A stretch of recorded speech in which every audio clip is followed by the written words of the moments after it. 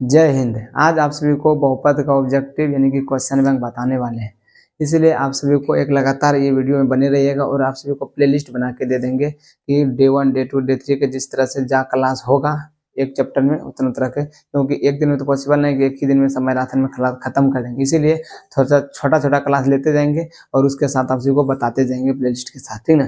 और ये जानना है कि बहुपद चैप्टर से कितने ऑब्जेक्टिव कितने लघुत्तरीय प्रश्न आता है, क्योंकि लघुत्तरीय प्रश्न की संख्या और अब ऑब्जेक्टिव प्रश्न की संख्या इसमें रहता है, दीर्घोत्तरीय प्रश्न नहीं रहता है। और कितना महत्वपूर्ण ये चैप्टर है आप सभी खुद बताइएगा, देखिएगा तब पता चलेगा। देखो चैप्टर ये दूसरा है, कोई दिक्कत नहीं, दूसरा से स्टार्ट करो, पहला से स्टार्ट करेंगे, कहीं से भी स्टार्ट करेंगे, लेकिन वो समझने में एक भी पैसा दिक्कत नहीं होगा, प्रॉब्लम नहीं आने देंगे, ऐसा तरीका से बताने वाले हैं कि दिक्कत नहीं आएगा, ठीक ना।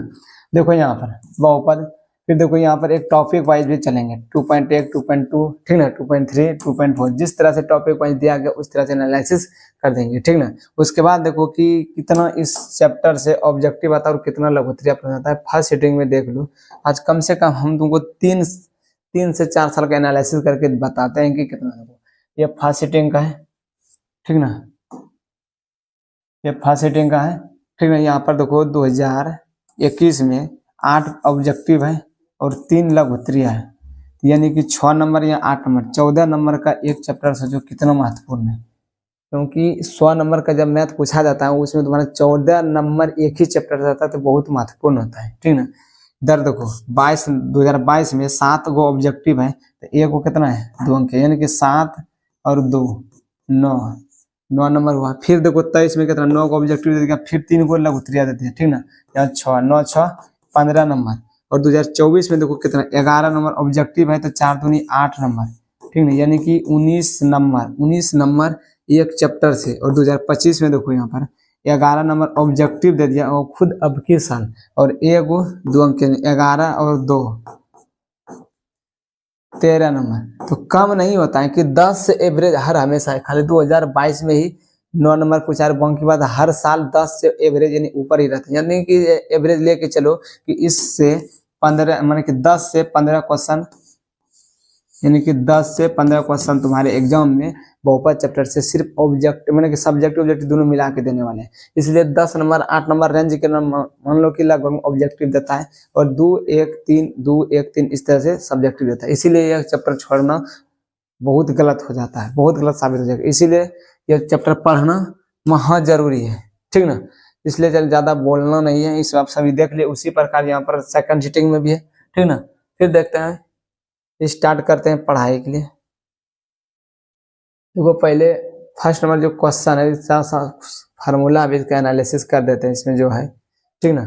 यहाँ पर देखो कि द्विघात बहुपद ax square plus bx plus c के शून्यक। देखो जब तुम शून्यक निकाला जाता है ना, शून्यक किसको कहते हैं, शून्यक क्या होता है, जब कोई भी समीकरण को गुणनखंड को हल करते हैं, हल करने के बाद जो तुम्हारा x y z का मान आता है वह एक शून्यक होता है, शून्यक को ही अल्फा बीटा गामा में दर्शाया जाता है, ठीक है। वही देख के बोला है कि द्विघात बहुपद ax square plus bx plus c के शून्यक अल्फा और बीटा है, तो अल्फा प्लस बीटा और क्या होता है माइनस बी बटा ए होता है, माइनस बी, यानी कि बी किसको कहते हैं एक्स, यानी कि एक्स का जो गुणन एक्स के साथ जो गुना रहता है उसको बी बोलते हैं, और सी किसको कहते हैं यानी ए किसको कहते हैं एक्स स्क्वायर के साथ जो गुना रहता है, एक्स स्क्वायर के साथ जो गुना रहता है उसको क्या कहते हैं ए कहते हैं। समझ गया कि शून्यक यानी कि alpha plus beta minus B बटा ए होता है। बी किसको कहते हैं, बी किसको कहते हैं एक्स के गुणन को क्या कहते हैं बी कहते हैं, एक्स के गुणन को क्या कहते हैं बी, और ए किसको कहते हैं एक्स स्क्वायर के साथ जो गुना रहता है उसको क्या कहते हैं ए कहते हैं, ठीक ना। Alpha plus beta minus B बटा ए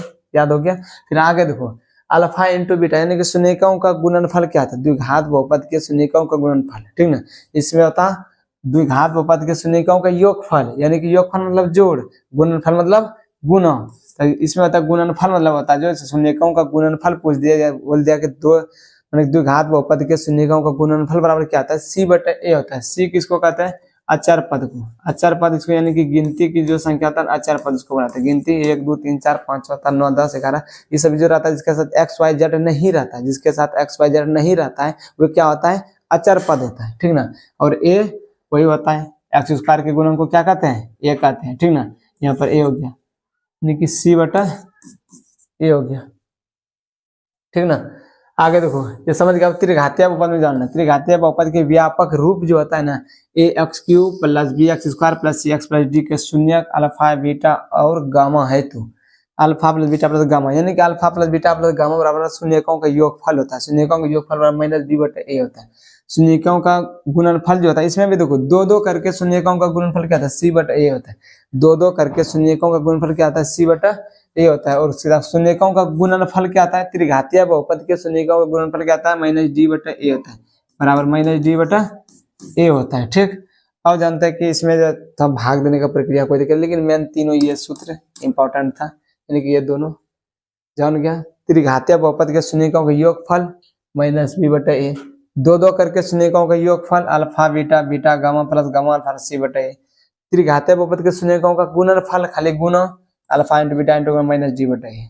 ठीक ना, चलो अब क्वेश्चन की ओर देखते हैं। ठीक ना, देखो ऑब्जेक्टिव यहाँ पर दिया गया है। फर्स्ट नंबर जो क्वेश्चन है, फर्स्ट में वस्तुनिष्ठ प्रश्न ऑब्जेक्टिव टाइप क्वेश्चन जो दिया गया है, पहला क्वेश्चन कहता है कि निम्नलिखित में कौन बहुपद नहीं है। फर्स्ट नंबर जानना है कि बहुपद होता कौन है, बहुपद होता कौन है। सीधा से सिंपल भाषा में याद रखना है, तुमको क्वेश्चन बनाने से मतलब है। सबसे पहले क्या है, तुमको क्वेश्चन बनाना कैसे है कि मेरा क्वेश्चन बन जाएगा। ठीक ना, जानते हैं कि बहुपद क्या होता है। देखो बहुपद एक पावर पूर्ण संख्या में होता है। बहुपद का पावर जो होता है पूर्ण संख्या में होना चाहिए। बहुपद का पावर कैसा होना चाहिए, पूर्ण संख्या में होना चाहिए। ये निश्चित जान के कि पावर यानी कि घात, पावर यानी कि घात क्या रहना चाहिए, पूर्ण संख्या में। और बहुपद को हम कैसे जाने कि ये बहुपद नहीं है, इसमें एक नियम बताते हैं तुमको कि बहुपद जब होता है ना तो उसमें पूर्ण संख्या में पाता है। जो बहुपद नहीं है वो होगा बटे के रूप में, चर पद। इसमें देखो बहुपद को पहचानने के लिए पहले एक चर पद होता है, चर पद होता है, एक अचर पद होता है, अचर पद। चर पद के मान में यदि कोई भी संख्या जुटा तो बहुपद हो जाता है। जैसे चर पद सुने, ए से लेके ए से जेड तक यदि कोई संख्या है, यानी कि कोई लेटर है, ए से जेड तक यदि कोई लेटर है तो वे क्या है, चर पद है। जैसे हम लिख देंगे ए, इसके साथ 3 भी ऐड कर देंगे, 3a क्या है, बहुपद है। ठीक ना, 9a क्या है, 9x क्या है, बहुपद है। ठीक है, इसका -3x लगाने क्या है, बहुपद है। -3/4 यानी कि इसके साथ यदि बटा इसको कर दिए थे बहुपद है, -3/4 कर दिए तो ये क्या है, बहुपद है। क्योंकि हम अचर पद को बटे भिन्न दशमलव कुछ कर रहे हैं। लेकिन यदि यही रहता चर पद का पावर, चर पद का पावर पावर क्या नहीं रहना चाहिए, बटे भिन्न दशमलव। ठीक ना, बटा भिन्न दशमलव और ऋणात्मक, ऋणात्मक मतलब बोलने का मतलब कि माइनस में नहीं रहना चाहिए। जैसे हम दे देंगे कि तुमको -1/x, ये नहीं होगा। फिर यदि मान लो हम कौन दे दिए, यहाँ पर x पावर -2 दे दिए, ये भी भिन्न नहीं होगा, मतलब ये भी बहुपद नहीं होगा। -x² पावर -3, ये भी बहुपद नहीं होगा। -3x लिख दिए, बहुपद होगा। -x भी लिखेंगे, ये बहुपद होगा, क्योंकि पावर पर पावर के ऊपर यानी कि पावर माइनस नहीं रहना चाहिए। बहुपद वही होगा जिसका पावर माइनस, देखो बहुपद वही होगा जिसका पावर सिर्फ पूर्ण संख्या, पूर्ण संख्या किसके कहते हैं, गिनती की संख्या के आगे जब 0 लगा देते हैं ना आगे में, तो वह पूर्ण संख्या बनता है, समझा ना। जैसे 0 1 2 3 4 इस तरह से डॉट डॉट अनंत तक क्या होता है, एक पूर्ण संख्या होता है। बहुपद का पावर सिर्फ इसी संख्या में रहना चाहिए, इसके अलावा कुछ नहीं रहना चाहिए। यदि इसके अलावा कुछ आता है तो वह बहुपद नहीं होगा। और बटे में भी आता है 1/x आएगा तो ये भी बहुपद नहीं होगा। ठीक ना, यानी x² पावर -2 आएगा, ये भी बहुपद नहीं होगा। ठीक ना, लेकिन अचर पद गिनती यदि बटे भिन्न दशमलव कुछ भी आए तो उससे मतलब नहीं, लेकिन सिर्फ a से z तक जो मान रहेगा ना, a से z तक जो लेटर रहेगा उस लेटर में ऋणात्मक नहीं रहना चाहिए, वो लेटर बटा नहीं होना चाहिए। ठीक ना, सिर्फ इतना को ध्यान रखना है। और उसके बाद सवाल बताते जाएंगे, फिर उसके साथ समझाते चले जाएंगे। ठीक ना, चलिए बढ़ते हैं आगे। देखो कहता है निम्नलिखित में कौन बहुपद नहीं है, बहुपद नहीं है। बहुपद जानते हैं कि ये बहुपद देखो क्या है, क्योंकि देखो यहाँ पर x² है। ठीक ना, क्योंकि ये चर पद है, चर पद है, चर पद का पावर देखो प्लस में है, बटा तो है नहीं, भिन्न तो है नहीं, इसलिए ये भी बहुपद है। यहाँ पर भी देखो, यहाँ भी x³ है, x² है, x है, ये भी तो बटा भिन्न दशमलव करना होना है। a से z तक बोले थे कि बटा भिन्न दशमलव नहीं रहना चाहिए, इस पे भी पावर प्लस में है, इसमें भी पावर प्लस में है, इसमें भी पावर 1 है। देखो और भी ये तुमको बताते हैं, किसी भी संख्या में पावर यदि 0 है तो उसका मान कितना होता है, यदि कोई भी संख्या में पावर 0 है तो उसका मान 1 रहता है।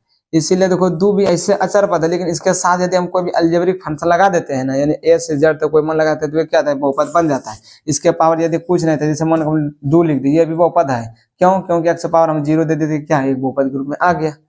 समझा ना? इसीलिए यहाँ पर समझ गया, ये भी बहुपद है, ये भी बहुपद है, यहाँ पर भी बहुपद है। क्यों? देखो 3x square minus 4x plus √5, ये भी बहुपद है। लेकिन बहुपद कौन सा नहीं है, ये हमको मेरा आंसर यही बोलता है कि कौन बहुपद नहीं है, तो मेरा आंसर कौन सा हो जाएगा इसमें, मेरा ऑप्शन नंबर सी हो जाएगा कि बहुपद नहीं है। क्योंकि देखो यहाँ पर ये मान क्या है, बटा में, ये बटा नहीं रहना चाहिए, x का मान बटा नहीं रहना चाहिए, y का मान रहेगा तो y का बटा नहीं रहना चाहिए, a रहेगा तो a सब बटा नहीं रहना चाहिए। समझा ना? ये सब जान गया, मान ऑप्शन नंबर सी बहुपद नहीं है। ठीक ना? 2 नंबर में देखो क्या सवाल करता है कि कौन रैखिक बहुपद का व्यंजक है। रैखिक बहुपद का जो व्यंजक होता है ax प्लस c होता है। ठीक है, क्या होता है, c, क्योंकि अचर पद आना जरूरी होता है। एक बहुपद खत्म हो, जैसे एक पावर खत्म, उसके बाद कुछ तो पावर बचा नहीं बचा तो क्या आ जाएगा, c आ जाएगा। ठीक ना? c। और द्विघात बहुपद का व्यंजक क्या होता है, ax square plus bx plus c होता है। और त्रिघात बहुपद का व्यंजक कितना है, ax cube plus bx square plus cx plus d होता है। समझ गया ना? इस रूप में होता है। और इसमें देखो अधिकतम घात रैखिक बहुपद में 1 होता है, इसमें अधिकतम घात कितना है, 1 है। किस ऑप्शन में अधिकतम घात 1 है, तो ऑप्शन नंबर ए में, तो इसका आंसर हो गया। अब 3 नंबर में देखो बहुपद y Q minus 2y square minus 3y plus 2 का घात अधिकतम है, इतना घात है। जिसको घात यदि पूछ लिया ना बहुपद से, जिसमें अधिकतम घात, जब से जो बड़ा घात है उसी के घात का मान गिना जाता है। इसमें अधिकतम घात कितना है, 3, y पावर 3 है तो 3 हो गया। समझा ना? आगे देखो 4 नंबर, निम्न में कौन बहुपद नहीं है, कौन बहुपद नहीं है, सब बहुपद है लेकिन एक बहुपद नहीं है। देखो ये भी पावर 1 है, ये बहुपद है, पावर 2 है, पावर 1 है, ये बहुपद है, पावर 3 है, बहुपद है, लेकिन बहुपद कौन नहीं है, option number C. Option number C बहुपद है। देखो ये क्या है, बटा के रूप में आ गया ना, 4 पद बटा के रूप में आ गया। 4 पद रहता ना बटा तो कोई दिक्कत नहीं, लेकिन 4 पद में बटा गया, जब 4 पद बटा जाए तो ये बहुपद नहीं होता है। ठीक ना? आगे देखो कितना नंबर है, 5 ना, द्विघात बहुपद इतना के शून्यक है। देखो इसको हल करके जो x और x का मान आएगा तो वही शून्यक होता है। शून्यक किसको कहते हैं, जब हल करने के बाद जब x का मान है तो उसको क्या कहते हैं, शून्यक। x square plus 3x plus 2, शून्यक के लिए ले लेंगे तो बराबर 0 हो जाएगा।